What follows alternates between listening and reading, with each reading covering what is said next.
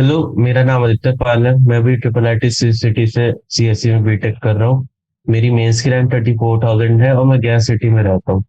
तो आज जो हम चैप्टर करने जा रहे हैं वो है केमिस्ट्री का क्लास 12 का यूनिट 1 सॉल्यूशंस।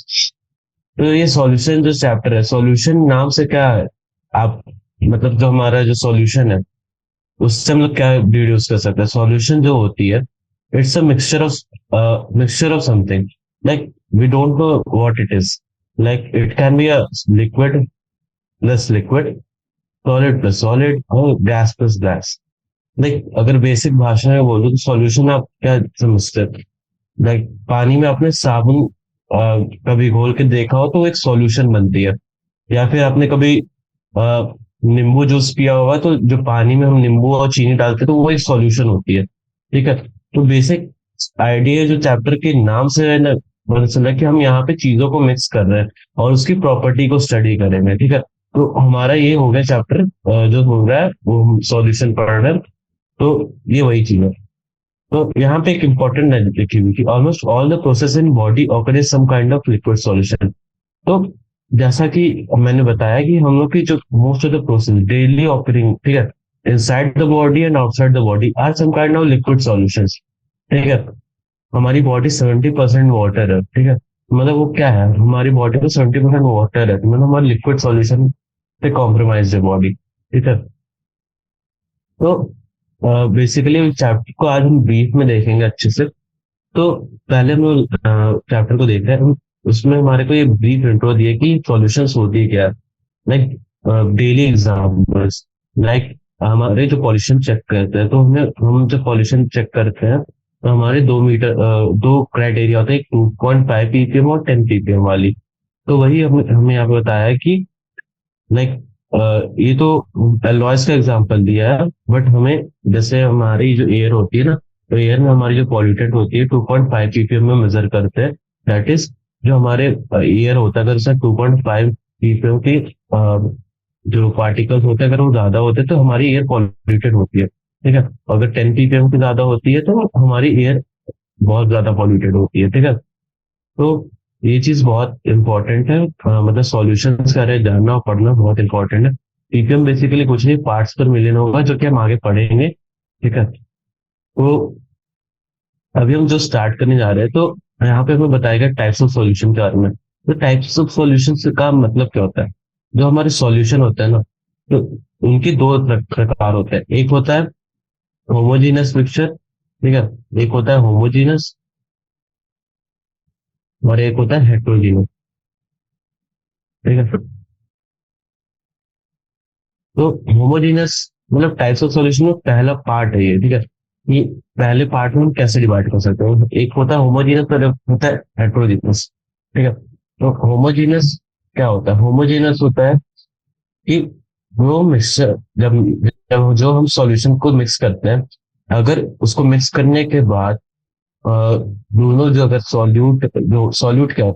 एक चीज पहले हम, तो ये टाइप्स ऑफ सॉल्यूशन आने के पहले एक चीज देखो, सॉल्यूशन है ना, तो सॉल्यूशन दो चीजों से बनता है। एक होता है सॉल्यूट और एक होता है सॉल्वेंट। ठीक है। सॉल्यूट क्या होता है? सॉल्यूट अपना होता है the particle we add in the solvent to get solution. ठीक है। सॉल्यूट होता है the particle in which we add to solvent to get solution. और सॉल्वेंट क्या होता है? Solvent is the medium in which the solute is added. ठीक है। तो ये बेसिक है। ठीक है। तो ये तुम समझ सकते हो सॉल्यूशन कैसे कॉम्प्रोमाइज होता है। ठीक है।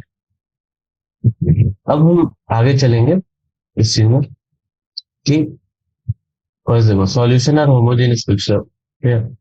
तो ये हमने तो देखी, तो यहाँ पे देख रहे हो होमोजेनियस और हेट्रोजेनियस। ठीक है। होमोजेनियस और हेट्रोजेनियस क्या होता है कि ये होमोजेनियस सॉल्यूशन वो होता है जो मिक्स करने के बाद क्लियर स्टेट दे। ठीक है। यहाँ पे हमारा ये हो गया। हेट्रोजेनियस में हमारा क्लियर स्टेट नहीं रहता, हम उसको डिफरेंशिएट कर सकते हैं। ठीक है। तो ये बेसिकली ये है। अब ये होमोजेनियस मिक्सचर के अंदर ना हमारे होते हैं, हम यहाँ मतलब इस चैप्टर में तो हम लोग बाइनरी सॉल्यूशन ही कंसिडर कर रहे हैं।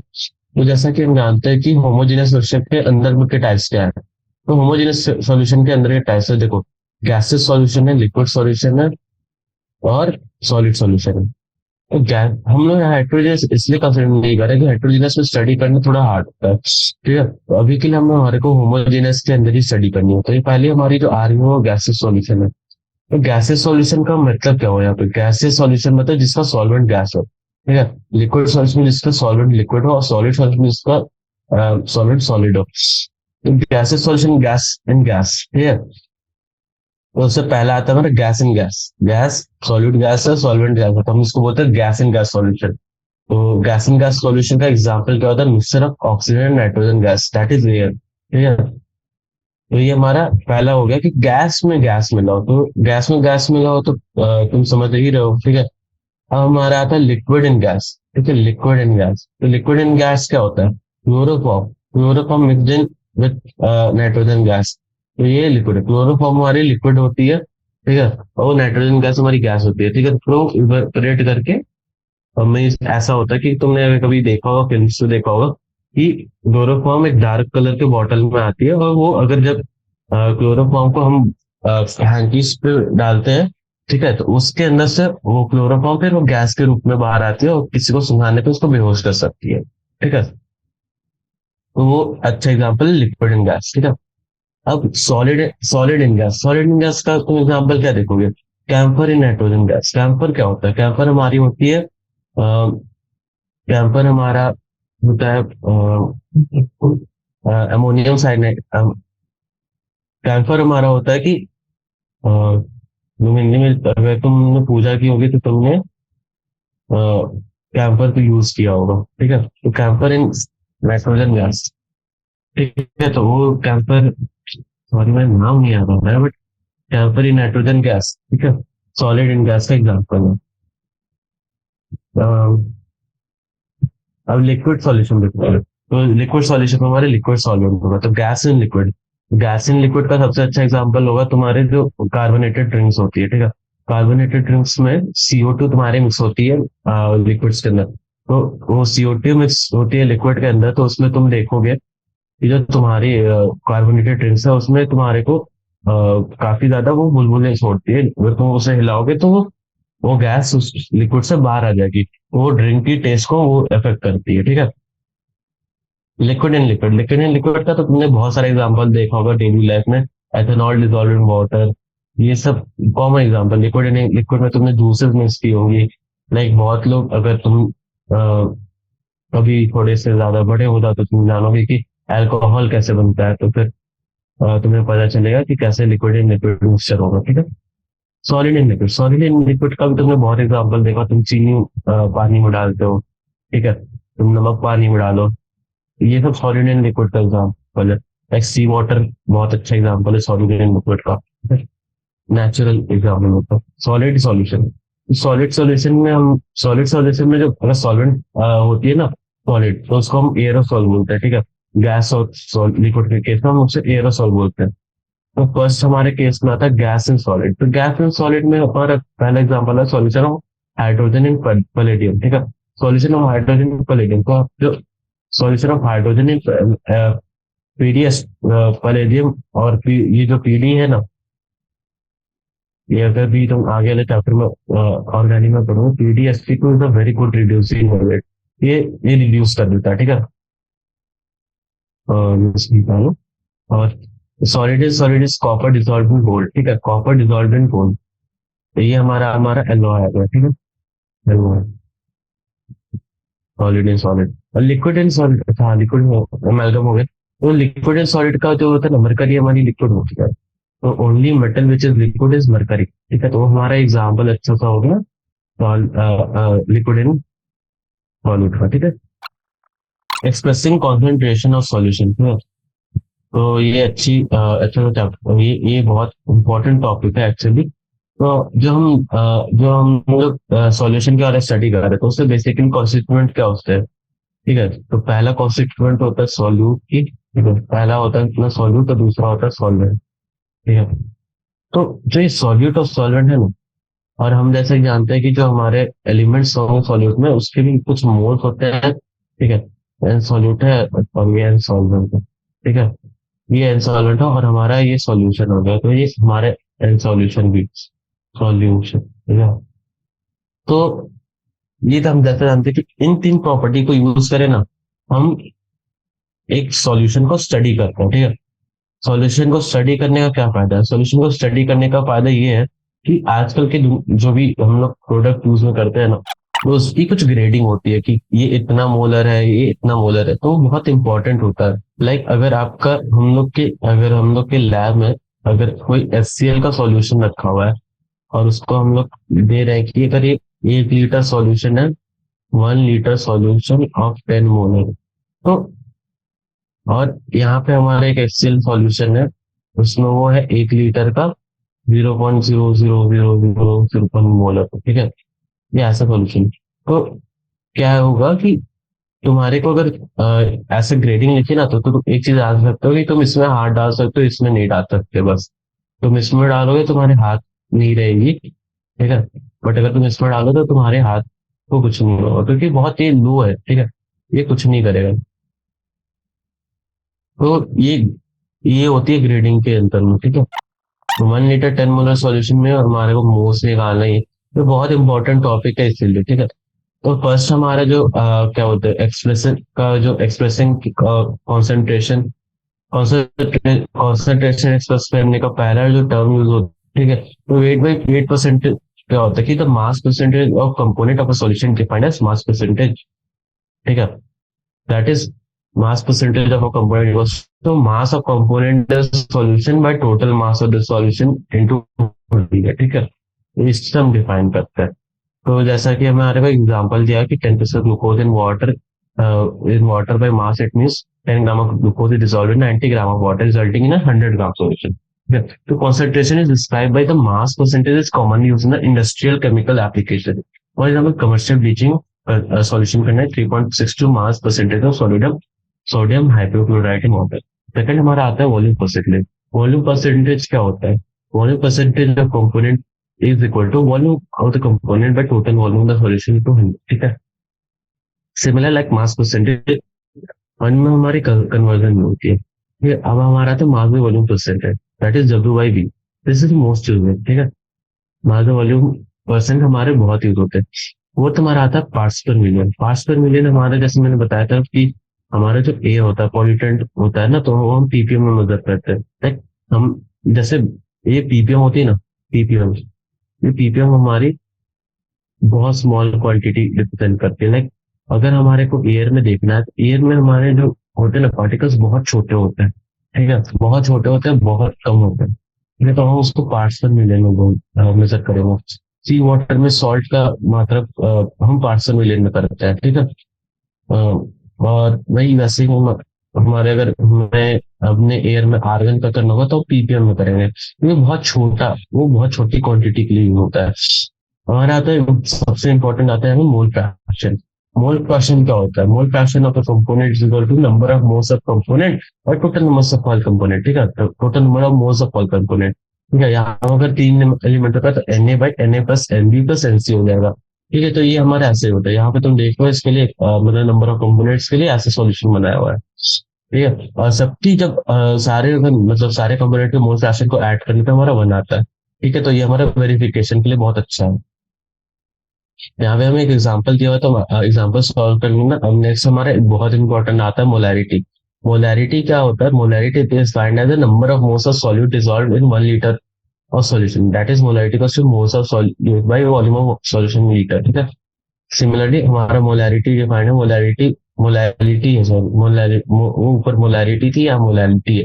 मोलैरिटी में डिफरेंस आता है कि वो नीचे वहां पे volume of solution in litre है, यहाँ पे मास ऑफ सॉल्यूट इन लीटर है, ठीक है। और इससे हमारी कन्वर्जन की आती है, ठीक है। तो ये तुम देख लेना। और हमारी आती है नेक्स्ट टॉपिक आते हैं सोल्युबिलिटी।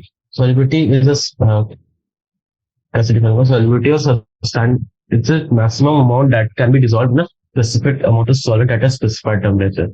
ये बहुत इंपॉर्टेंट टॉपिक है सोल्युबिलिटी की, क्योंकि हमें बहुत सारी चीजों की सोल्युबिलिटी देखनी पड़ती है, ठीक है। तो लाइक हम बेसिकली अभी इस टॉपिक को थोड़ा डिटेल में देखेंगे। तो it depends upon the nature of solute and solvent level as temperature and pressure, ठीक है। तो हमारे इधर क्या इंपॉर्टेंट चीज है कि सॉल्युबिलिटी जो अपनी है। तो ये हमारी दो चीज हो गई जिसको हमारी मैट्रिक रहती है, ठीक है। तो ये देख लेना। हाँ, ओके, तो हमारा आता है पहला टॉपिक, इसमें आता है जो सॉलिबिलिटी के अंदर में, solubility of solid in liquid. तो ये जो टॉपिक है solubility of solid in liquid, ठीक है। तो बेसिकली इसमें कुछ टॉपिक्स लाइक कुछ इंपॉर्टेंट टर्म्स है वो हमें देखना होगा, ठीक है। तो solubility of solid in liquid में फर्स्ट आते हैं। तो हमें जैसा कि यहाँ पे एग्जाम्पल देखिए, when sodium chloride has sugar dissolve readily in water, naphthalene and anthracene to whom, ठीक है। On the other hand, naphthalene and anthracene dissolve readily in benzene, but sodium chloride and sugar does not. It is observed that polar solute dissolves in polar solvent and non-polar solute dissolves in non-polar solvent. तो polar solute और non polar solute क्या होता है, ठीक है। Polar क्या होता है, ठीक है। पोलर पोलर वो टाइप के सॉल्यूट और सॉल्वेंट होता है जो आयंस को अट्रैक्ट करते हैं, ठीक है। आयंस को अट्रैक्ट करते हैं। और नॉन पोलर होता है ना, नॉन पोलर, वो आयंस को अट्रैक्ट नहीं करते, ठीक है। तो हम केमिस्ट्री में जानते हैं कि एक बहुत इंपॉर्टेंट थ्योरम चलती है, like dissolve, like this is the most important thing इस चैप्टर के लिए। अगर तुम तुम्हारे को दो पोलर पोलर सॉल्यूशन है ना, वो दोनों पोलर सॉल्यूशन मतलब अगर एक पोलर सॉल्यूट एक पोलर सॉल्वेंट ले तो वो दोनों सॉल्यूशन बनाएंगे ही, वो सॉल्यूशन बनाएंगे। और अगर हम दोनों को पोलर और एक नॉन पोलर दें तो वो सॉल्यूशन नहीं बनाएंगे, क्योंकि हमेशा से केमिस्ट्री में एक थ्योरम चलती है और होती है like dissolve like. This is the only thing जो हमारे केमिस्ट्री में एक्सेप्शन में नहीं आती, ठीक है। लाइक होगी, अगर होगी तो पर हमें वो पढ़ना नहीं रहता, क्योंकि बहुत एडवांस साइंस हो चुकी है आज के डेट में। तो किसी भी चीज की रिकॉर्ड दिमाग में रखना बहुत मुश्किल हो जाता है, ठीक है। हो सकता हो, बट मेरे जब तक मैंने अपने डे का टाइम पढ़ा था, मेरे को एक भी एग्जाम्पल वैसी नहीं मिली थी, ठीक है। ठीक है, तो यहाँ पे जैसे लिखा भी है कि in general solute dissolve in solvent intermolecular interaction to और we may say like dissolves like, ठीक है। तो ये इंपॉर्टेंट टर्म है, ठीक है। ये याद रखना, लाइक डिसॉल्व्स लाइक। पोलर मैंने बता दी कि वो आयन से अट्रैक्ट करती है, नॉन पोलर आयन से अट्रैक्ट नहीं करती, ठीक है। तो ठीक है, this process known as dissolution. Dissolution क्या प्रोसेस है कि जैसे मैंने बोला, solid solute is added into the solvent, the solute dissolves and its concentration increases in the solution. The process is known as dissolution, ठीक है। तो मतलब जैसे हम सॉल्यूट को सॉलिड में डालते हैं और उसकी जो कॉन्सेंट्रेशन है अगर सॉल्यूशन की वो इंक्रीज करती है तो इस प्रोसेस को हम डिसोल्यूशन बोलते हैं, ठीक है। तो यहाँ पे कॉल में टर्म दी है, some solid particles collide with solid particles and get separated out of the solution. This process is known as crystallisation.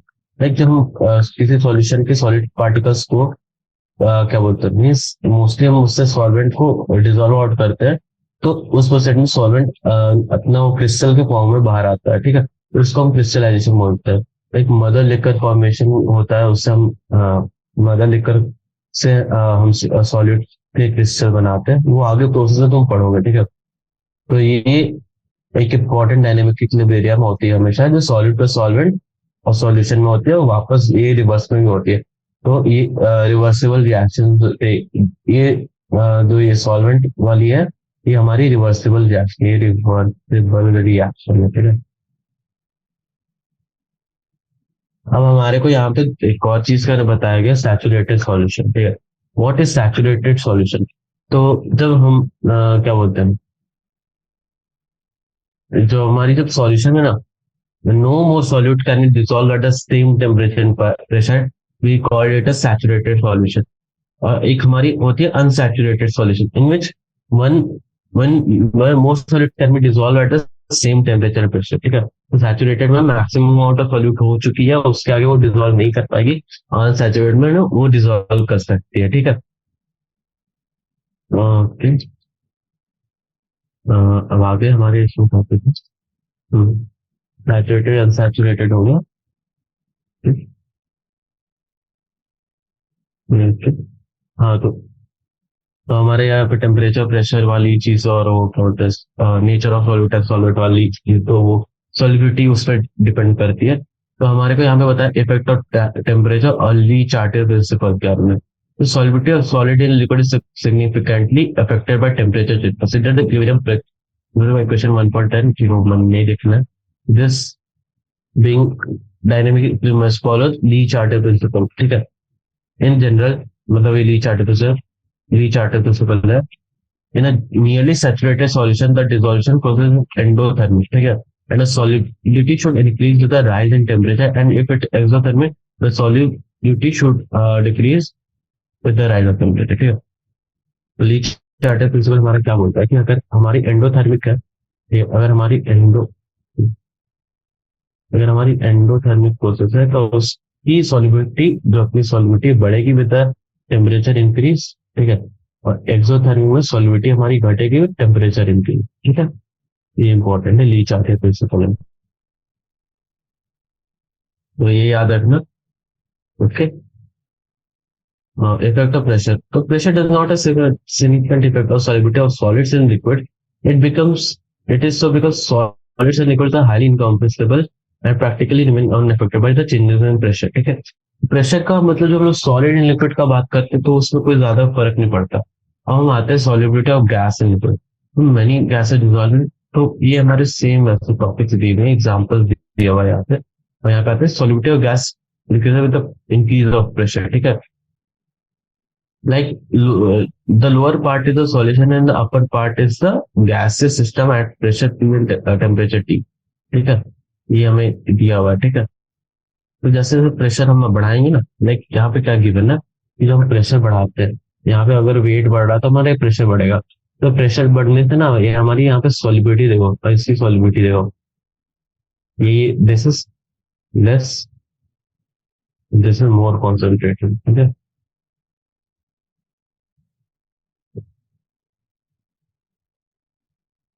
तो ये हम देख सकते हैं। ये हो गया। सिस्टम का स्टेट ऑफ डायनेमिक इंक्रीज। तो इधर कुछ नहीं, यही चीज बताया हुआ है और कुछ नहीं है। तो यहाँ पे हमारे को आती है सबसे इंपॉर्टेंट इस टॉपिक में हेनरीज लॉ। तो हेनरी लॉ क्या बोलती है? Henry was first to give a quantitative relation between the pressure and solubility of gas in the solvent which is known as Henry law. The law states that at constant temperature the solubility of a gas in a liquid is directly proportional to the partial pressure of the gas present above the surface of the liquid or solution। ठीक है। तो ये हमें basically बोल रहा है कि जो हमारा ये क्या बोलते हैं, जो हमारा ये सॉलिबिलिटी है, solubility of gas in liquid is directly, solubility of gas in liquid is directly proportional. मतलब एक स्ट्रेट लाइन की ये बन रही है। ये एक्चुअली इसकी तो है नहीं, बट तुम्हारे को मैं बता रहा हूँ। ठीक है। मीन्स समझ लो कि ये एग्जैक्ट डेफिनेशन की ग्राफ नहीं है, बट ये एक्सपेरिमेंटल ग्राफ है। ठीक है। तो ये एक्चुअली तुम इस देखो तो इसमें डायरेक्टली प्रोपोर्शन का मतलब क्या हो गया कि अब ना ये y इक्वल टू एक्स वाली, y इक्वल टू के एक्स टाइप की वो इक्वेशन को फॉलो कर रहा है। ठीक है। तो y इक्वल टू के वाली इक्वेशन अगर आई हमारी, तो हम लोग का मतलब हेनरी लॉ है। ठीक है। तो उसके ऊपर डाल्टन ने कंटेम्परेरी ऑफ हेनरी ऑल्सो, हाँ, तो उन्होंने डाल्टन सर ने भी यही किया था, चार्ल्स डाल्टन सर ने। तो if we use the mole fraction of a gas in the solution measured of its solidity, then it can be the mole fraction of gas solution in proportion partial pressure of the gas over solution। तो हम ये मतलब ये Henry's law का भी most use term आ गया। The partial pressure of gas in the vapour P is proportional to the mole fraction of the gas X in the solution। ठीक है। तो P equals to KH into X। ठीक है। KH the Henry law constant। If we draw a graph between the pressure of gas versus the mole fraction of gas in the solid, then we should get a plot of this step। ठीक है। तो मैंने ये बताया था। तो like Henrys constant ना temperature पे बहुत डिपेंडेंट है। ठीक है। वो टेम्परेचर का चेंज करता है, बट ये प्रॉपर्टी हमेशा रहेगी। यहाँ पे हमें एक सैंपल दिया हुआ है, तो ये सैंपल देख लेना, कुछ ऐसा खास का चीज नहीं है, क्वेश्चन सॉल्व करने का काम आती है बस और एक मतलब बेसिक आइडिया रहेगा एक्चुअली तुम्हें कि ये ऐसा क्या होता है। देखो यहाँ पे लिखा हुआ भी है at the height, it can be seen that the pH values of water increases with the temperature, indicating that solubility of gas increases with the decrease of the temperature। It is due to the reason that the aquatic species are more comfortable in cold waters rather than the warm waters। तो ये बात तो सही था। ठीक है। तो यहाँ पे Henry law fund several application of industry and ये हमारी इंपॉर्टेंट क्वेश्चन हो सकती है, लाइक अपने स्कूल्स के एग्जाम और ये क्या बोलते हैं इसके लिए। तो ये तुम एक बार पढ़ लेना, और कुछ खास नहीं है, मतलब तुम देख सकते हो। कोल्ड वाटर, मैंने तो सॉफ्ट ड्रिंक की बात की थी, सोडा वाटर की बात की थी। ठीक है। और ये तुम्हारी ये क्या बोलते हैं इंटरनल बॉडी की बात है। तो इफेक्ट ऑफ टेम्परेचर के बारे में बता दिया, ली चार्टर प्रिंसिपल यहाँ भी अप्लाई करेगा सिमिलरली, ठीक है। हमारा आ रहा है vapour pressure of liquid solution. Vapour pressure क्या होता है? लाइक अगर तुम vapour pressure of liquid solution देख रहे हो ना, वेपर प्रेशर जो हमारी होती है, लाइक अगर हमारा ये कोई सिस्टम है, ये ऊपर लिड है, दिस इज द लिड, ठीक है, और यहाँ हमारा दो सॉल्यूशन है, केवल मतलब एक ही अभी है। तो एक तो उसकी ये ये होगी, इसकी यहाँ पे कॉन्सेंट्रेशन तो होगी, और यहाँ पे एक केवल लिक्विड की वेपर्स होगी, ठीक है। तो जो ये वेपर्स होगी ना, तो इसमें भी कुछ केवल की कॉन्सेंट्रेशन होगी, यहाँ पे इसकी कुछ कॉन्सेंट्रेशन होगी ना। इस कॉन्सेंट्रेशन और इसका जो ये प्रेशर होता है, ठीक है, तो उसमें कुछ रिलेशंस होते हैं, तो उसको हम बोलते हैं वेपर प्रेशर ऑफ लिक्विड। ये इसको फ्रेंच केमिस्ट फ्रांसोइस मार्टे राउलेट राउल्ट ने 1886 में दिया हुआ था, ठीक है। इसको हम लोग राउल्ट लॉ बोलते हैं। राउल्ट लॉ क्या होता है कि for a solution of volatile liquid, the partial vapor pressures of each component of solution directly proportional to its mole fraction present in the solution, ठीक है। तो हमारे जो वेपर प्रेशर का जो इक्वेशन आता है वो आता है P1 equal to P1 nought X1। P1 nought is constant, ठीक है, जो कि vapour pressure of pure component, like P1 nought is the vapour pressure of pure component, ठीक है, at the same temperature. Similarly for component two के लिए हमारे पास ये इक्वेशन आती है, और जो हमारी जो पी टोटल आती है वो आती है P1 प्लस P2। और यहाँ पी टोटल का हमारे पास इक्वेशन जो आ जाता है वो आता है X1 P1 not plus X2 P1 not. और जैसा कि हम जानते हैं मोल फ्रैक्शन की रिलेशन होती है X1 प्लस X2 = 1। तो उससे हम यहाँ पे डिड्यूस करके लिख सकते हैं P1 not plus P2 not minus P1 not into X2, ठीक है। यहाँ से हमारे पास कंक्लूजन क्या आ रहा है कि the total vapour pressure of the solution can be related to the mole fraction of any one component, ठीक है। और कोई एक कंपोनेंट की अवेलेबिलिटी से हम टोटल प्रेशर का निकाल सकते हैं, ठीक है। और जो हम लोग का जो वेपर प्रेशर है वो linear varies linearly with the mole fraction of component two, ठीक है। ये दूसरी है। तीसरा, depending on the vapour pressure of the pure compound 1 and 2, the total vapour pressure over the solution decrease और increase with the increase of mole fraction of component 1, ठीक है, component 1 की। तो ये हम तीन चीज हमने इस इक्वेशन से डिड्यूस की है, ठीक है। तो जैसा कि हम जान रहे हैं, अब ये इस ग्राफ को यहाँ पे एक्सप्लेन किया हुआ है, तो ये सब तुम पढ़ लेना, तो ज्यादा हार्ड चीजें नहीं है यहाँ पे, ठीक है। ये हमारे को आ रहा है, हमारे को आता है जो इम्पोर्टेंट टॉपिक आ रहा है यहाँ पर, the composition of vapour phase in the equilibrium with the solution is determined by the partial pressure. तो यहाँ पे हमारे पार्शियल प्रेशर का कॉन्सेप्ट आ रहा है, ठीक है। और वेपर फेज का Y1 Y2 जो हमारी है ना यहाँ पे, वो Y1 Y2 वेपर फेज का मोल फ्रैक्शन, ठीक है, और कंपोनेंट 1 and 2।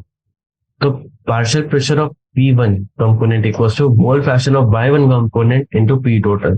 P टोटल हमने ऊपर निकाली हुई है, ठीक है। तो इस टाइम यहाँ से वो एक रिलेशन बनती है, क्या बोलते हैं दोनों इसमें, और इस इक्वेशन में रिलेशन बनेगी कि जैसे तुम P0 को है ना, सॉरी हाँ P1 है ना तुम्हारी, P1 और P2, तो तुम यहाँ से उसको Y1 P total by Y1 ऐसा, हाँ, P1 को Y1 इंटू P टोटल कर सकते हो, और ये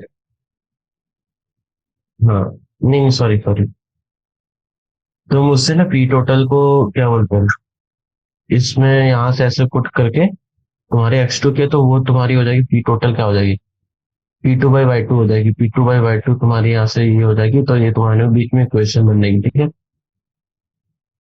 अब हमारे पास आ रही है vapour pressure of the chloroform.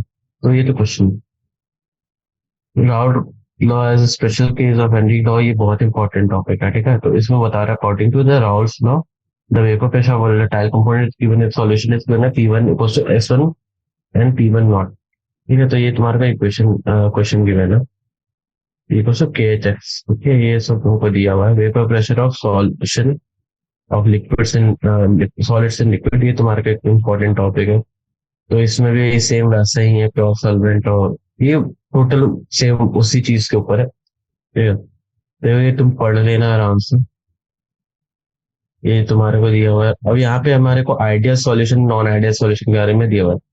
Ideal solution होता है ना, उसकी जो क्या बोलते हैं, जो हमारे की मिक्सिंग मिक्सिंग की एंथैल्पी होती है ना, वो हमारी जीरो होती है। और जो डेल्टा वी मिक्स होता है ना, वो भी हमारे यहाँ जीरो, यहाँ पे जीरो होता है। क्योंकि हम यहाँ पे हम कुछ क्या क्या बोलते हैं, जो जैसे हमारी पोलर पोलर है ना, तो वो तो एक दूसरे से अट्रैक्ट होगी, बॉन्ड बनेगी, ये बनेगी वो बनेगी। और नॉन पोलर में भी वो दोनों कोवैलेंट बॉन्ड्स बनाते हैं, ठीक है। तो वो चीजें यहाँ पे नहीं होगी, ठीक है। अ, मतलब हम वो चीज कंसिडर नहीं करते। उसके कारण फायदा ये है कि हमारी क्वेश्चन बनाने में आसान हो जाती है। अगर उस चीज को हम लोग कंसिडर करते हैं नॉन आइडियल सिचुएशन में, तो हम उसके केस में यहाँ पे हमें positive division and negative division लिखना पड़ता है प्लॉट में, ठीक है। तो एक्चुअली वो हमें बस इसको स्टडी करना है, ठीक है। तो ज्यादा कुछ है नहीं, मतलब कि हमें यहाँ पे सॉल्व नहीं करना है कि नॉन आइडियल सॉल्यूशन के लिए। तो लाइक बेसिकली तुम समझो कि अगर नॉन आइडियल सॉल्यूशन होते हैं तो उसमें पॉजिटिव और नेगेटिव डेफिनेशन देखने को मिलती है। लाइक हमारी ग्रीन लाइन में तुम देख रहे होगे तो ये आइडियल सॉल्यूशन है। और ये जो पर्पल लाइन तुम देख रहे हो, ये क्या बोलते हैं, ये तुम्हारी फर्स्ट फिगर पॉजिटिव डेविएशन है शायद, हाँ पॉजिटिव डेविएशन है फर्स्ट फिगर। तो ये फर्स्ट फिगर में तुम्हें पॉजिटिव डेविएशन देखने को मिल रहा है, और यहाँ पे तुम्हें निगेटिव डेविएशन देखने को मिल रहा है। तो ये तुम्हारे, अगर तुम यहाँ पे ना कंपोनेंट चेंज कर दो, अगर तुम यहाँ पे x1 = 1 और x1 = 0 कर दोगे ना, तो ये तुम्हारी पॉजिटिव डेविएशन ग्राफ में इस स्टेप पे हो जाएगी, और पलट जाएगी ग्राफ, ओके। तो जैसे मैंने बताया कि एटॉमिक बॉन्डिंग ये सब होती है। तो यहाँ पे अब हमें इम्पोर्टेंट एग्जांपल तो यहाँ पे दिया हुआ ही है, उसको देख लेना। पर उससे इम्पोर्टेंट जाते हैं एजियोट्रोप्स।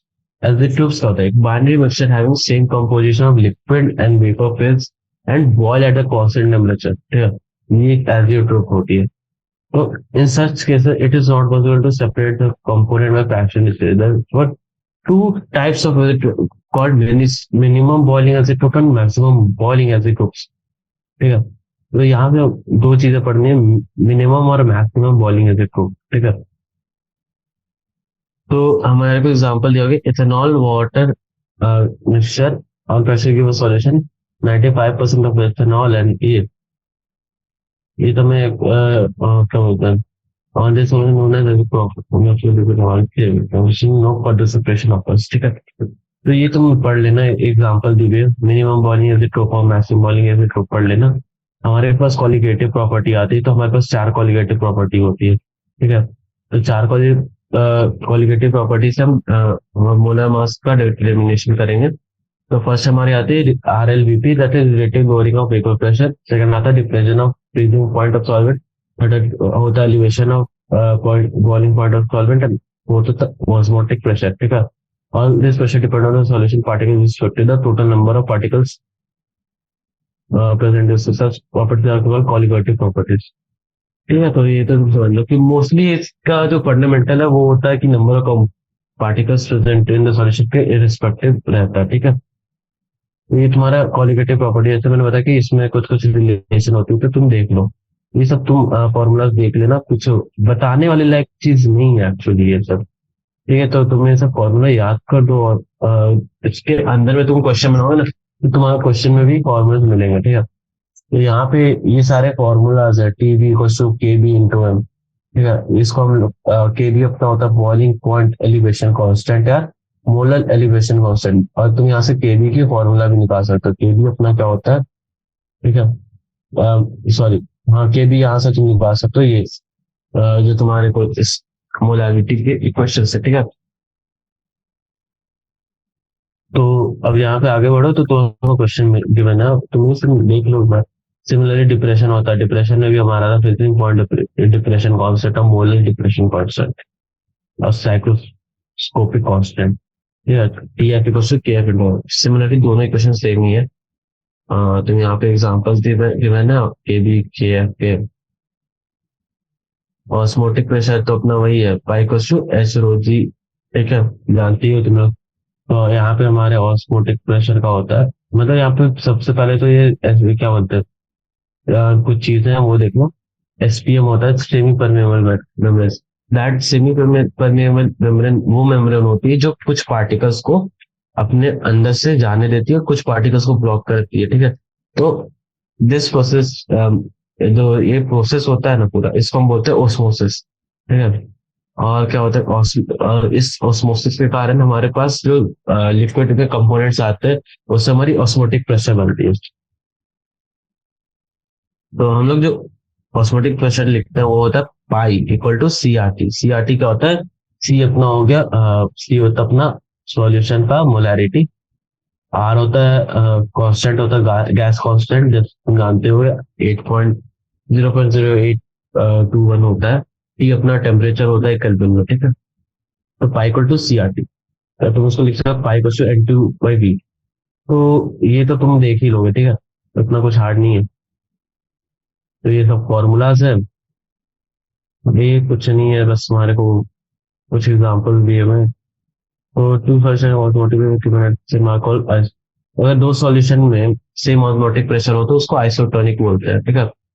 किसी वन सॉल्यूशन में ज्यादा ऑस्मोटिक प्रेशर होता है दूसरे कंपेरिजन में, तो उसको हाइपरटोनिक बोलते हैं। और किसी में कम होता है तो उसको हम बोलते हैं हाइपोटोनिक, ठीक है। तो ये तुम्हारे को एग्जाम्पल दी हुई है, तुम देख लो ना। ये तुम्हारे को डीमा क्या बताया हुआ, जो ह्यूमन बॉडी में होता है स्टडी में। यहाँ पे reverse osmosis and purification of water का वो बताया तरीका, ये देख सकते हो। और अभी आप तुम्हें इंटरेस्ट सोचना है वो बना लो। और नॉर्मल मोलर मास, तो तुम्हारे को अब यहाँ पे हमारे को आई के बारे में बताया जाएगा। What is I? Abnormal qualitative property होती है आई। लाइक सबसे इंपॉर्टेंट यहाँ पे आएगा वो आयनिक कंपाउंड। तुम्हारे को आयनिक कंपाउंड बनना है एक्चुअली, और तुम्हारे को इसमें ऑर्गेनिक कंपाउंड के भी दो एग्जाम्पल मिल सकते हैं, ठीक है। मोस्टली तुम्हारे को बेंजीन रिंग के आ रहे होंगे, बेंजीन रिंग से जुड़ जाती है, इसलिए उसकी डबल मास आती है, ठीक है। तो ये चीजें तुमको बताई जाएगी। तो ये तुमको एक पढ़ना है, एग्जाम्पल ऊपर में दिए हुए हैं। मैंने बताया बेंजीन रिंग की, तो लाइक बेंजीन रिंग जैसी है, तो हमें एबनॉर्मल मोलर मास दिखता है, ठीक है। तो हम एबनॉर्मल मोलर मास को कैसे निकाल सकते हैं? तो ये हमें वांट ऑफ फैक्टर बोलते हैं आई को। I is our Van't Hoff factor, ठीक है। वांट ऑफ फैक्टर को डिफाइन कर सकते हैं नॉर्मल मोलर मास है abnormal molar mass because observe qualitative property by calculated colligative qualitative property, ठीक है।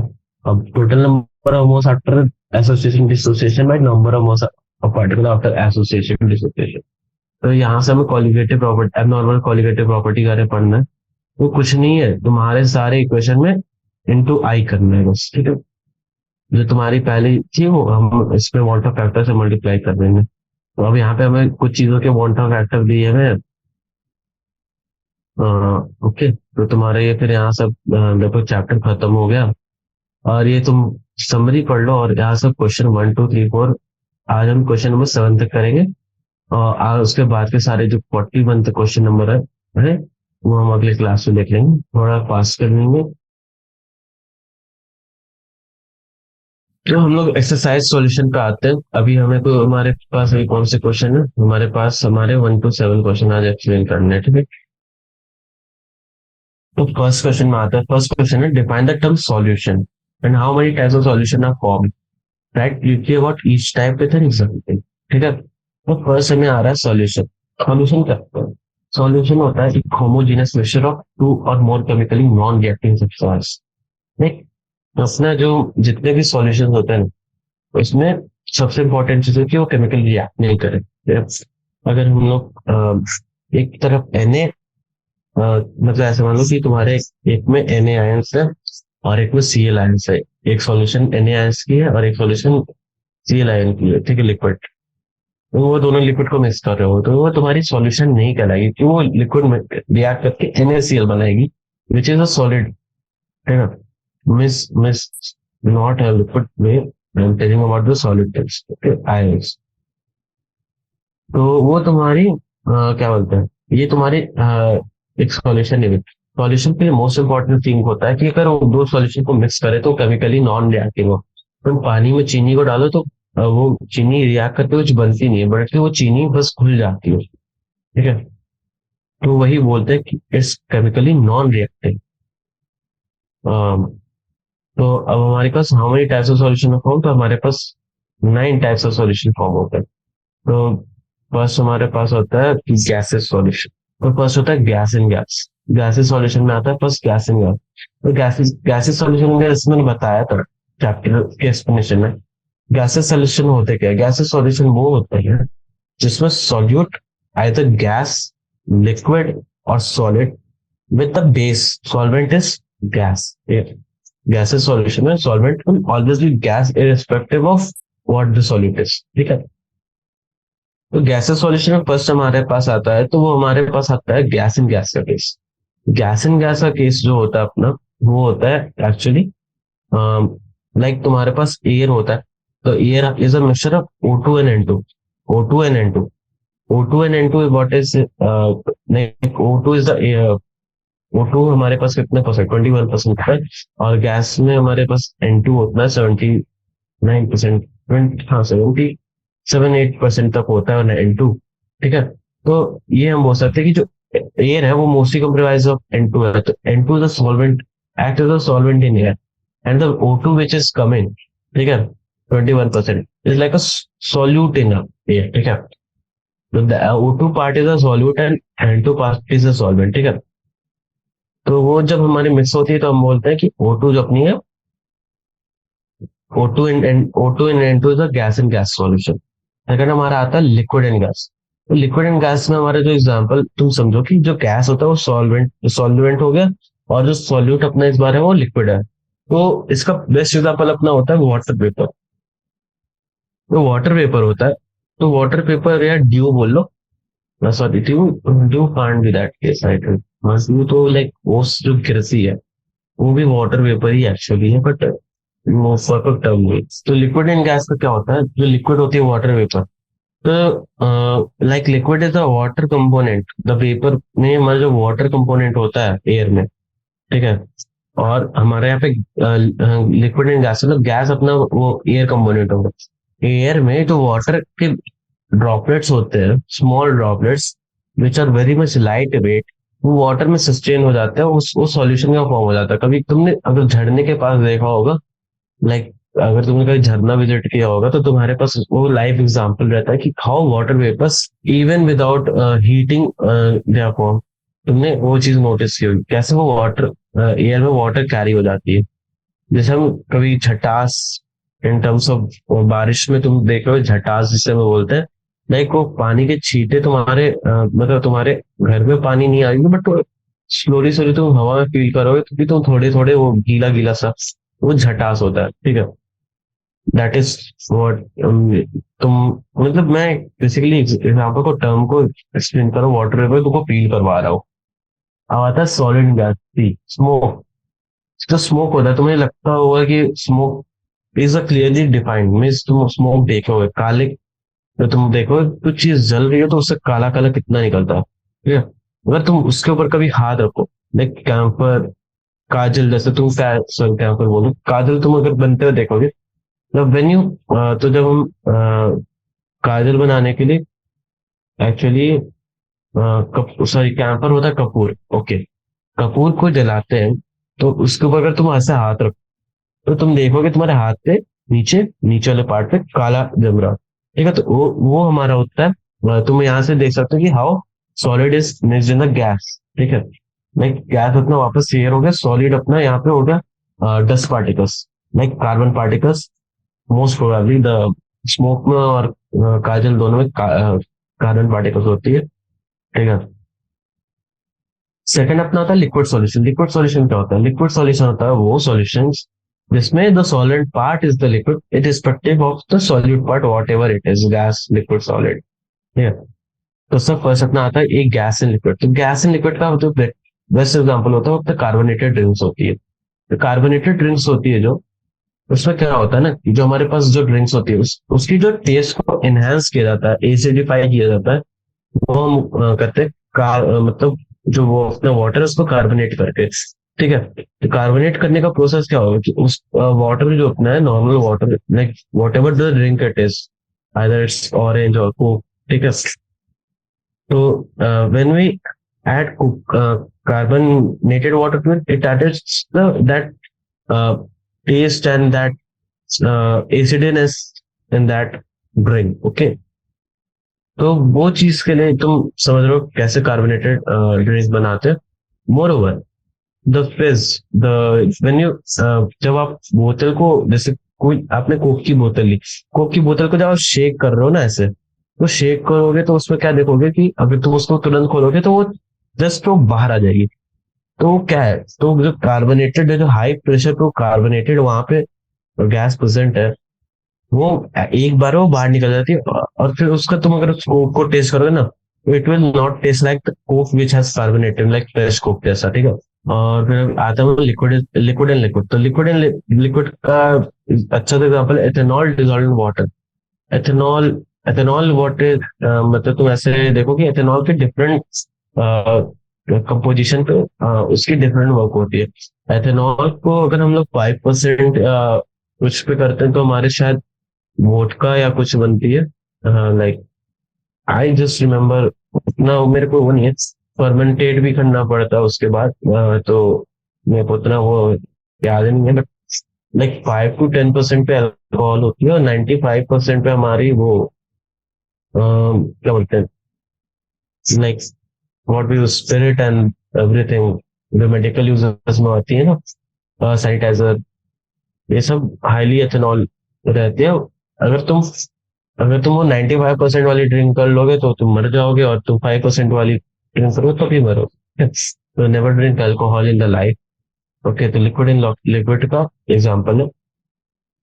तो ethanol dissolve in water. See, solid in liquid. ठीक है. सॉलिड इन लिक्विड का तो मतलब तुम रोज ही एग्जांपल देखो कि तुम दूध में चीनी मिला रहे हो, तुम पानी में चीनी मिला रहे हो, तुम पानी में नमक मिला रहे हो, तुम हर जगह कुछ ना कुछ मिलाते रहते हो. तो वो तुम्हारी एग्जांपल हो जाती है सॉलिड इन लिक्विड. ठीक है. तो ये सलाइन वाटर हमारा एक एग्जांपल है, बेसिक एग्जांपल है, natural liquid. Solid solution, solid solution क्या होता है, सॉलिड सॉल्यूशन अपनी होती है ना, उससे हमारी सॉलिड होती है वो, क्या बोलते हैं, सॉलिड होती है हमारी सॉल्वेंट. ओके, सॉलिड होती है हमारी सॉल्वेंट. वो सॉलिड जो हमारी सॉल्वेंट होती है, ठीक है. तो गैस इन सॉलिड, तो सबसे पहले अपना आता है सॉल्यूशन ऑफ हाइड्रोजन पैलेडियम. तो इसका एग्जांपल तो मैंने पहले ही दे दिया था कि it's a very good reducing agent. ठीक है. Liquid and solid, amalgams. Amalgams तुम जानते ही हो, एच जी, एच जी अपने मरकरी होता है, उसके साथ जो भी कंपोनेंट आ जाती है, लाइक ब्रॉन्ज एमालगम, सॉरी ब्रॉन्ज बोल रहा मैंने, एमालगम्स आर फॉर्म लाइक, मतलब बहुत सारे एलॉयस के साथ एमालगम बनती है. Sorry, not alloys, like zinc के साथ ZnHg, AlHg, to make that thing, क्या बोलते हैं, रेस्ट प्रूफ हो जाते हैं कुछ टाइम के लिए, तो एमालगम को फॉर्मेशन करते हैं उसके लिए. सॉलिड एंड सॉलिड में हमारे पास आते हैं गोल्ड ऑर्नामेंट एलॉयस. लाइक तुम जैसे जानते हो कि सॉलिड एंड सॉलिड, अगर तुम सॉलिड एंड सॉलिड एलॉय की बात करो तो तुम अगर नेचुरली ना कोई दो, मतलब एक तरफ तुम ब्रॉन्ज ले लो, एक तरफ तुम आयरन ले लो, और उसको तुम बांध के तुम 20-25 साल के लिए छोड़ दो, ठीक है, जोर से बांध के. ठीक है. तो आफ्टर सम टाइम्स तुम देखोगे ना कि वो दोनों एक दूसरे में फ्यूज कर गए, तो वो हमारे एलॉय होता है. बट एलॉय का आजकल प्रोसेस बहुत तेज हो गया. एलॉय को हम लोग जस्ट हीट करके बनाते हैं. ठीक है. We don't do mistake. और लॉज के बहुत सारे एग्जाम्पल है, हमेशा याद करके रखना चाहिए. कॉम्पिटिटिव एग्जाम में पता नहीं क्यों हमेशा उनको ये चीज पूछनी पड़ती है कि ये आपका ब्रॉन्ज किस चीज से बनता है, आपका जर्मन सिल्वर क्या लॉय का कंपोजिशन बताओ, आप ये सब क्या बोलते हैं, गन मेटल का कंपोजिशन बताओ. तो ये सिक्स एलॉय के लिए याद कर लो. ठीक है. तुम्हारे को कॉम्पिटेटिव एग्जाम जेई ये सब में बहुत पूछता है ये चीज. 1.2 में आता है, give an example of solid solution in which solute is a gas. ठीक है. हो गया, हो गया. Solution of hydrogen palladium. Define the terms for small fraction molarity marker. Mole fraction मैंने जैसे बताया ही है पहले, it's defined as the ratio of the number of solutes the total number of moles in the solution. Like तुम्हारे को बताया, इससे equal to N by Na plus N B, X equal to N B by N plus N B, और X के probability equal to 1. ये अपनी property हो गई. मोलारिटी क्या होती है? It is defined as number of solute present in 100 gram 1 KG of a solvent. Molarity M, number of solutes by weight of the solvent equals to N by W. ठीक है, तो ये तो तुम्हारी हो गई molarity. It is defined as the number of moles of solute present in 1 litre of solution. ठीक है, तो ये भी तुम्हारी होगी। ये सब एक्सपेरिमेंट वाली चीज है। Number of moles of solute by the volume of solution in litre, N by V. Mass percentage, it is the amount of solute in 100 gram of solution. ठीक है, तो ये सब तुम्हारे को याद करना है एक्चुअली, बस कुछ है नहीं, तुम्हारे को क्वेश्चन बनाते बनाते याद हो जाएगी। ठीक है, तो यहाँ पे इंपॉर्टेंट क्वेश्चन आता है, concentrated nitric acid used in laboratory work is 68% nitric acid by mass in aqua solution. अगर हमारे पास 68% नाइट्रिक एसिड है तो हम मानते हैं 100 gram of solution. 100 gram of solution में 68% नाइट्रिक एसिड है, तो मतलब नाइट्रिक एसिड अपनी HNO3 होती है, तो number mole mass of HNO3 कितनी होगी? 68 ग्राम। ठीक है, मोलर मास ऑफ HNO3 हम क्या जानते हैं, वो होती है 60 ग्राम पर मोल, 3 ग्राम पर मोल। और मास ऑफ सॉल्यूशन में क्या ले ली? 100 का, तो इसलिए मास ऑफ HNO3 हमारी 68 ग्राम। ठीक है, तो डेंसिटी ऑफ सॉल्यूशन हमारे को क्या गिवन है? 1.50 ग्राम पर मोल। यहाँ से वॉल्यूम दिखा सकते हैं, क्योंकि हमें डेंसिटी तो गिवन ही है ऑलरेडी, मास भी हमें पता है, तो यहाँ से हम यहाँ से वॉल्यूम निकाल देंगे सॉल्यूशन का। तो जब मास तो हम वॉल्यूम का सॉल्यूशन आ गया, तो हमें क्या पूछा कि हमें पूछा what is the molarity of such sample of acid. ठीक है, मोलैरिटी ऑफ सच सैंपल, तो मोलैरिटी ऑफ सॉल्यूशन क्या होता है? Moles by V. ठीक है, number of moles of solute by volume of the solution. तो हमारे पास वॉल्यूम ऑफ द सॉल्यूशन की वजह मोल्स ऑफ द सॉल्यूट हमारा होता है mass of solute by molar mass of solute. ठीक है, तो हमारा मोल्स आ गया। तो अगर हम इसको सॉल्व करते हैं तो हमारे पास आता है 16.23 मोल पर लीटर, दैट इज 16.23 मोलर। तो 1.5 क्वेश्चन पे आता है, a solution of glucose is labelled as 10% volume by volume, what would be the density of molarity mole fraction of each component of the solution. ठीक है, the density of the solution is 1.2 gram per liter, 1.2 gram per milliliter, then what should be the molarity of the solution? Easy question है। ठीक है, तो हमें क्या बताइए? 10 gram of glucose. ठीक है, वेट पे बेटा ना, 10 ग्राम तुम्हारा 100 ग्राम तो तुम क्या बोलते हो सॉल्यूशन का ले लो, 10 ग्राम तुम्हारा ग्लूकोज है। ठीक है, और तुम्हारा 90 ग्राम H2 है, तो तुम यहाँ से मोल्स निकालो। 10/180 का हो गया तुम्हारा 0.055 मोल्स। ठीक है, और 90 ग्राम ऑफ H2 तुम्हारा क्या हो गया? 90/2.5। ठीक है, यहाँ से तुम मोलालिटी ऑफ सॉल्यूशन क्या निकालो? Moles of solute into 100 by mass of solution grams. तो मोल्स ऑफ सॉल्यूट तुम्हारे 0.05 into 100 by mass of solution, sorry mass of यहाँ पे सॉल्यूटिंग सॉल्वेंट इन ग्राम्स है। तो तुम इसको कैलकुलेट करते हो तो ये आ रही है 0.617 मोलर। ठीक है, तो मोल फ्रैक्शन ऑफ ग्लूकोज तुम्हारी क्या आ रही है? Ng/Ng plus Nw, that is 0.055/5 plus 0.055। तुम इसको सॉल्व करते हो तो तुम्हारे पास आ रही है 0.01। ठीक है, तो मोल फ्रैक्शन ऑफ वाटर जो तुम्हारा यहाँ से आएगा वो आएगा 1 माइनस 0.01, दैट इज 0.99। तो यहाँ से हम बोलेंगे volume of 100 gram of solution जो हमारा आएगा वो होगा mass of solution by density. Mass of solution by density, that is हमारे को मास ऑफ सॉल्यूशन क्या आया हुआ है? मास ऑफ सॉल्यूशन आपके पास 100 है, 100 ग्राम्स, और डेंसिटी हमारे पास है 1.2 ग्राम पर मिनट। ठीक है, यहाँ से हमारे पास जो वॉल्यूम ऑफ 100 ग्राम सॉल्यूशन आ रही है वो आ रही है 83.33 ml। ठीक है, और यहाँ से मोलैरिटी ऑफ सॉल्यूशन निकाले। मोलैरिटी ऑफ सॉल्यूशन का होता है mass moles of solute moles of solute by volume of solution, moles of solute by volume of solution. यहाँ पे ml में तो इंटू 1000 मल्टीप्लाई कर देंगे, तो इसके बाद हमारा 0.67 मोलर आ रहा है। ठीक है, तो ये क्वेश्चन भी आसान थी, सॉल्व करनी थी, बस तुमको आइडिया होना चाहिए कि कैसे किस टर्म को निकालना है। 1.6 है ना, और इसके बाद 1.7 भी है।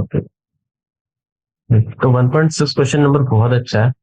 How many ml of 0.1 molar HCl are to jack completed 1 gram mixture of Na2CO3 and NaCl containing equimolar amounts of both। ठीक है, तो 1 ग्राम मिक्सचर में मान लो x ग्राम Na2CO3 होगा, तो 1 माइनस x ग्राम NaCO3 प्रेजेंट होगा। ठीक है, तो मोलर मास ऑफ Na2CO3 पहले हम निकालें। मोलर मास ऑफ Na2CO3 अपना आता है 23 into 2 plus 12 plus 3 into 16 that is equal to 106 gram per mole. और मोलर मास ऑफ NaCO3 आता है 23 into 1 plus 1 plus 12 plus 16 into 3 that is, तुम मतलब मोलर मास से निकालना जानते हो, मैं बताऊंगा नहीं अब एक एक टर्म करके, बट तुम जानते होगे, ठीक है। इक्वल टू 84 ग्राम पर मोल। हमारे यहाँ से हमें number of moles of Na2CO3 पता चल गया इन एक्स ग्राम, ठीक है। और number of moles of NaSO पता चल गया इन 1 - x ग्राम, ठीक है। तो यहाँ पे एक और इनको दिया containing equimolar amounts of both. Equimolar मतलब दोनों के मोल्स है, तो यहाँ पे हम लिख सकते हैं बिकॉज जब हम ये क्वेश्चन सॉल्व करते हैं ना, तो ये हमारे पास आएगा, एक्स की वैल्यू हमारे पास आती है 0.558 ग्राम। तो ठीक है, तो हमारे पास जो मोल्स ऑफ Na2CO3 प्रेजेंट है वो आ रहे हैं क्या, दैट, ये तो हमारे नंबर ऑफ मोल्स है, ओके। तो हाँ, सॉरी, तो नंबर ऑफ मोल्स हमारे पास जो आ रहे हैं वो 0.558 बाई 106 दैट इज 0.0526 है। और इक्विमोलर है तो NaSO3 का भी सेम ही होगा, ठीक है। तो तुम दोनों को सॉल्व करोगे तो सेम ही आएगा, ठीक है। तो ये तो गारंटीड थी, क्योंकि तुम जैसे जानते हो क्वेश्चन सॉल्व किया अपने मैथ्स का, तो मैथ्स कभी गलत नहीं हो सकता, ठीक है। तो मैंने सॉल्व भी नहीं किया, मैंने इसको ऐसे लिखा और डायरेक्टली लिख दिया बिकॉज दे आर इक्विमोलर। तुम भले चेक कर लो एक बार, तो वो सेम चीज आएगी, ठीक है। तो जैसे कि हम जानते हैं कि दोनों इक्विमोलर है, बट फिर भी हम ईज ऑफ रिप्रेजेंटेशन के नाम पे Na2CO3 प्लस 2HCl, ठीक है, that gives 2NaCl plus H2O plus CO2। ये हमने एक बैलेंस इक्वेशन ली for Na2SO3 Na2CO3 plus 2HCl plus HCl का इक्वेशन, ठीक है। और यहाँ पे हमने बैलेंस इक्वेशन लिखी है NaSO3 प्लस HCl के रिएक्शन का, ठीक है। तो यहाँ से हमें क्या पता चला कि जो टोटल मोल्स ऑफ HCl जो हमारे इक्वेशन में प्रोड्यूस हो रहे हैं वो होगी 2A+5। अभी ऐसे तो दे बहुत सारे इक्विमोलर, तो हमने क्या किया कि 3 से मल्टीप्लाई कर दिया एक्चुअली, ये दिखाने के लिए मैंने किया, बट तुम समझ सकते हो मैंने 3 से मल्टीप्लाई किया, दैट गिव्स 0.0157। तो हम यहाँ से निकाल सकते हैं वॉल्यूम ऑफ HCl प्रेजेंट, ठीक है, दैट इज ये डेंसिटी हो गई, डेंसिटी गिवन है ना, सॉरी सॉरी, यहाँ पे हमारा मोलैरिटी गिवन है, तो यहाँ से हम, हाँ सॉरी, तो मोलैरिटी गिवन है तो फिर हम डायरेक्टली निकाल सकते हैं, वॉल्यूम ऊपर चला गया, मोलैरिटी, हाँ ठीक। तो यहाँ पे हमारा 157.8 ml, ओके। हमने क्या किया कि जो हमारा जो मोलैरिटी होता है वो N/V होता है ना, V को ऊपर ले लिया और ये N/M, ठीक है। 1.7 पे आते हैं, 1.7 क्वेश्चन है, a solution is obtain mixing 300 gram of 25% solution 400 gram of 40% solution by mass, calculate the mass percentage तो रिजल्टिंग सॉल्यूशन। मतलब ये one of the most easiest question of the exercise जितना हमने बनाया है। तो mass of one component of the solution हमारे पास क्या आ रहा है, 300 ग्राम इंटू 25%, ठीक है, दैट इज 75 ग्राम। और अदर कंपोनेंट का मास क्या आ रहा है सॉल्यूशन में, 400 ग्राम इंटू 40%, दैट इज 160 ग्राम। दोनों मास का टोटल का मास हो गया 235 ग्राम। टोटल मास ऑफ सॉल्यूशन अपने पास क्या आ रहा है 300 प्लस 400 दैट इज 700 ग्राम्स, ठीक है। तो जो हमारा इसका क्या मतलब percentage, mass percentage of solute in final solution जो अपना आएगा वो आएगा 235/700 इंटू दैट इज 33.57%। और सॉल्वेंट का हमारे पास जो परसेंटेज आएगा वो आएगा 66.4, ठीक है। तो अब इसके आगे का क्वेश्चन हम लोग नेक्स्ट क्लास में प्रोसीड करेंगे, that is from question number 8 to 41, because थोड़ा सा टाइम कम था मेरे पास बनाने के लिए। Okay, we will do it in the next class. Easy chapter है, इजीली एक्सप्लेनेबल है, क्योंकि मैंने सारी चीजें एक्सप्लेन कर दी, तो नेक्स्ट क्लास में मुझे कुछ एक्सप्लेन करने के लिए रहेगा नहीं, मैं अच्छे से क्वेश्चन बताते जाऊंगा, जहाँ कुछ ट्रिकी होगा मैं बता दूंगा आराम से, okay. So we are ending the class here. Thank you for watching it.